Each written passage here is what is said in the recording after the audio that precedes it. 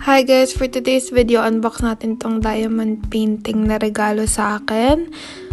So, ayan. Actually, nagawa ko na to with my younger cousin sa Pilipinas. Itong nagbakasyon kami. Ayan, maliit lang. Parang pang keychain lang yung ginawa namin yan. Dog, meron mo. So, ganyan. Kukuha ka ng beads and then ididikit mo siya ron. Katulad mo to. Yung saling dinggit na.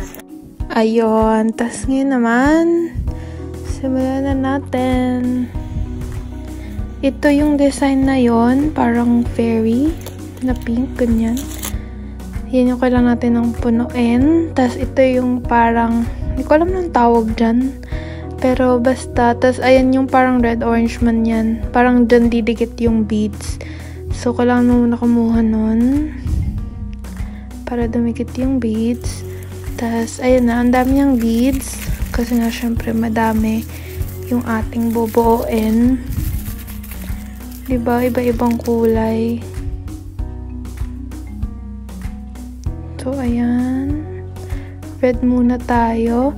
Tas, kada color ng bead may corresponding siya na letters or numbers na dun mo ilalagay yon para mabuo siya. So, ayan.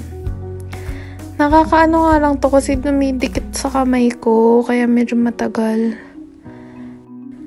Pang-relaxing kuno nga daw to eh. Pero ewan ko, parang test of patience siya for me. Kasi ayun o, pag dumidikit yung bead sa ibang letter, edi kailangan iusod-usod ko pa. Pero ayan.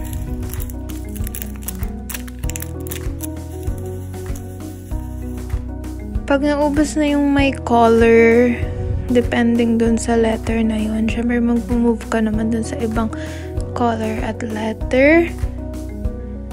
So, ang pinakamadami talaga dyan is yung background, syempre. Pero ay, nakakatuwa naman siya pag nakikita mo unti-unti na siyang nabobuo. Like, nakikita mo na nalalapat yung color na yon.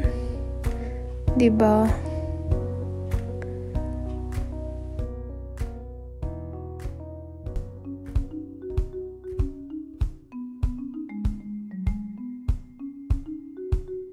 Ayan, ito naman tayo sa may flower. Color green naman this time.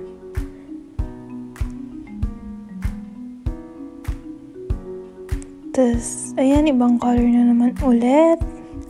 Ganun lang siya. Parang paint by number letter, ganun. Tapos, ayan na ang pink. Tapos, itong light pink yung may pinakamadaming pack ng beads kasi ayun yung gagamitin mo the most dahil nga dun sa background. Tapos, ayan, hanggang sa makomplete na siya na. Ayan ang finished product. O, diba? Ganda naman siya eh. Yun lang, babush!